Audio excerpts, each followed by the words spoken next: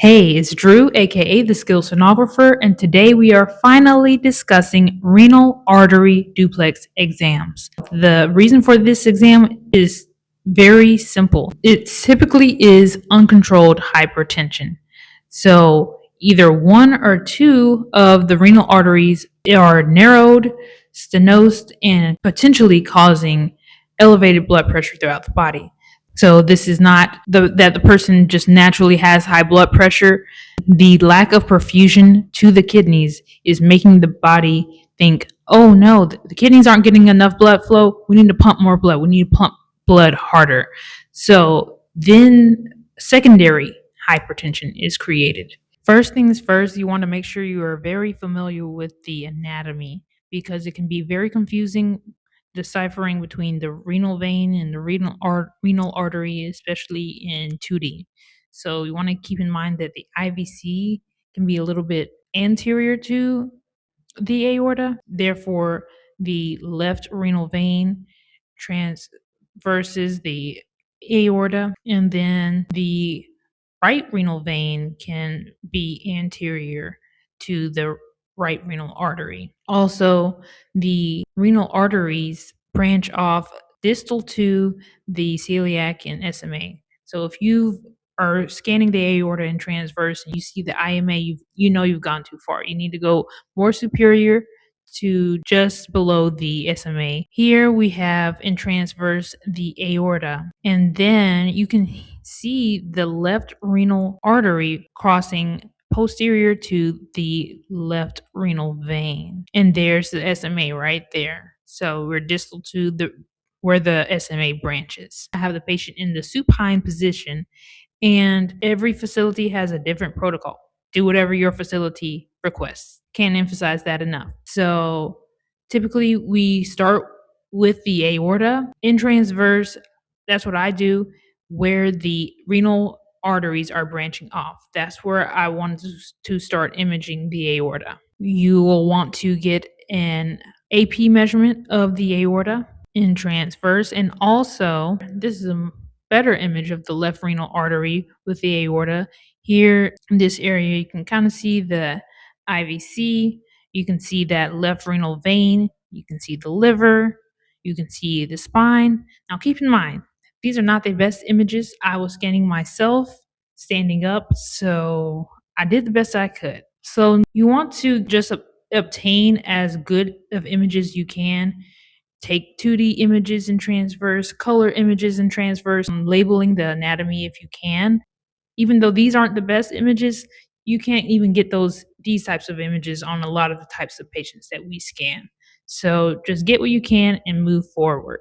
Again, you can use color and pulse wave to make sure that you are imaging the correct vessel. You're not on the vein when you're not supposed to be on the vein. You are visualizing the artery and obtaining those velocities when you need them. Here I'm also demonstrating the right renal artery branching off. Now, when you want to remember that is the renal arteries are not always going to show up in red depending on the angle of your probe. So here is showing up in blue because artery is pumping blood toward the kidney, which is posterior. So the blood is flowing posterior away from the transducer. So it's going to be that blue, which is below the baseline. You will also want to take some longitudinal images. Here I'm taking color at the mid sagittal, and you will also want to take a pulse wave Doppler. Most facilities will want you to use angle correct, and you will have to heel toe that transducer in order to get that angle parallel or as parallel as you can get it with the walls of the vessel. And that takes some time to get used to. So you definitely want to measure the peak systolic velocity. This velocity is very important to obtain because it will be compared to the renal artery velocity to obtain a ratio, the renal aortic ratio, that we'll discuss a little bit more later on, but it cannot be greater than 3.5. Some facilities will strictly use the proximal aorta for this calculation. So if your facility needs that proximal aorta measurement as opposed to the mid aorta measurement, then definitely use that. But typically, your for most people, that velocity will be around 100. That is, of course, unless there's a stenosis in the aorta, then you will have to use other criteria to help determine a diagnosis or describe what your findings are. Next step in the protocol I obtained a longitudinal image of the right kidney. So I'm only really showing you the full protocol of the right kidney. You just do the same for the left, of course. So, of course, you want your kidneys to be under 13 centimeters in length, but greater than 8 centimeters. You also want to obtain a color image in longitudinal of the kidney. Now, when you're imaging the kidney in long, try to get it as straight across the screen as possible. You cannot always do this, but just as much as you can see here, it's not perfectly straight across the screen. So some kidneys, you will not be able to obtain this much color flow. Of course, you can decrease your scale, increase the color gain. There's like a low flow option on many machines. You can optimize your settings to demonstrate that, decrease your wall filter, different things of that nature to improve that kidney image. But ultimately, you cannot always get the best color image depending on the patient. Another thing you can do though to get as much color fill as possible is move the transducer to wherever you need to get the kidney as close to the transducer as possible, as anterior in your image as possible. That will show the maximum amount of color flow.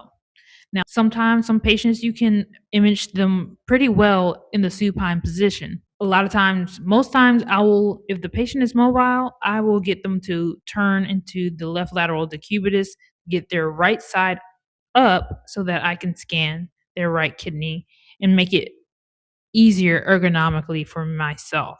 Now, for me, getting the renal vessels stretched out, the renal vein and the renal artery stretched out, it's easiest for me to do that in transverse. So I will often image the right renal artery with the kidney in the transverse plane. So here you can see the right renal vein pretty clearly, the artery, you can see it fairly well, and over here you see the aorta. So anatomy, this is the origin of the right renal artery, prox, mid, distal, hilum. Some facilities will require you to also get the origin of the right renal artery, some do not. Here I started with the proximal right renal artery coming straight off the aorta. And if you notice, I have my angle correct on, and I have that vessel parallel with the angle correct. The walls of the vessel parallel with the angle correct. So you will measure the peak systolic and end diastolic. You have to obtain both of those velocities in order to calculate the renal index. That should be below 0.7 throughout the kidneys for a normal exam. You want to watch the waveform. Waveform should be non-resistive. The kidney should be constantly getting blood flow. It should not be high resistive, little bursts of flow at a time. Next, we move a little bit more distally in the artery to the mid-renal artery. Peak systolic and end diastolic velocity. The resistive index here is 0.60, so that's still normal. As you are scanning along the renal artery, you want to be looking in the color flow for any signs of aliasing. And also, when you are obtaining each velocity, you don't want to just take one image and move on. You want to sample various areas throughout that renal artery to make sure you are not missing a stenosis, because these arteries are small and it is very easy to miss a stenosis. So you want to sample various areas along that renal artery to see if there are any elevated velocities. So that would be velocities that are greater than, depending on the facility, the criteria that you use, it might be 180, it might be greater than 200, it might be greater than 240. Just, you need to look at the criteria that your facility uses for diagnosing renal artery stenosis. And here we are going closer. You still see the kidney in transverse. We are closer to that kidney, we're at the distal renal artery. You still see non-resistive waveforms, and the resistive index is normal. Next, at the hilum. So you want to be right at that entrance into the kidney. You want to obtain the hilum measurement. In addition to the peak systolic and end diastolic velocities, you will many times have to obtain the acceleration time. So the acceleration time is an additional measurement that you will have to go into your measurements button or modify calculations to be able to calculate that, to obtain that acceleration time. So you will place one caliper at the end diastolic velocity area and then one at the peak systolic point. So that measurement, that time that it takes for the blood to accelerate to the peak is what will be measured. So the normal value of the acceleration time would be 0.07 seconds or 70 milliseconds. As long as it's below 70 milliseconds, then that would be normal. Also, you will want to Doppler the right renal vein. Now, you do not have to measure the velocity here. These calipers were placed by mistake, but you want to obtain a good image demonstrating that there is good blood flow in that renal vein. So you would see that blood flow below the baseline, and it should be spontaneous flow. It should look definitely different than the arterial flow. Now, if you're not sure how to differentiate your venous waveforms versus your arterial waveforms, how to optimize your color flow imaging and peak your pulse wave imaging, then check out the circulatory skill set that will be linked below. Next, you will have to obtain velocities from the parenchyma of the kidney. Now, certain facilities will want you to get the segmental arteries, and some will want you to get the arcuate arteries. The segmental arteries are within the medulla. The arcuate arteries are within the cortex, the edges of the kidney. I obtained the segmental arteries here. So do whatever your facility asks or requires of you. Some places might require you to do both. Now, many places for the segmental or the arcuate arteries, they will want you to not use angle correct, because you can't be as accurate with that angle. So if you notice here, I took the angle correct off and I obtained my measurements, got my resistive index. So here that was the mid pole, and here's the lower pole. I do not know what happened with my upper pole image, but I would obtain a measurement of one of the vessels over here for the upper pole as well. And that is it. That's the whole protocol. So whenever you look at the left kidney, then you can get the patient to roll into right lateral decubitus to get better access and get them to scoot as close to you as possible so you can use better ergonomics.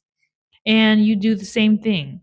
Just remember the proximal renal artery is proximal to the aorta. It's close to the aorta, and distal is close to the kidney. Now, if a patient has a renal transplant, that protocol is way more intense.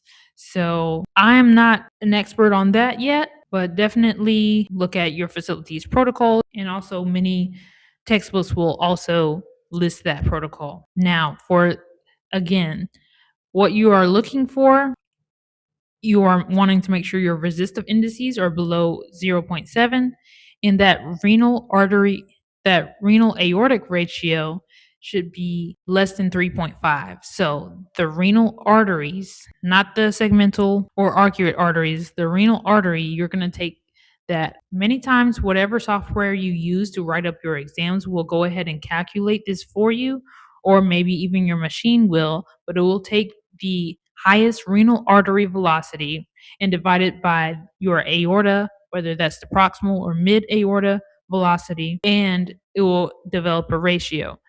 That ratio should be no greater than 3.5.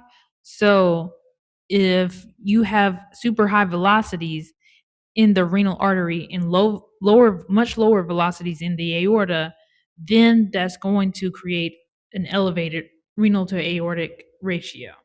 And that's not good. That's not normal. Now, whenever you are looking in 2D, you want to look for any irregularities in the wall, whether it's because of plaque or because of the string of pearl signs, the curvatures and the irregularities in the wall that can be causing those elevated velocities that are affecting the kidneys. So I hope this was helpful. This was simply a basic rundown of how to go about the protocol.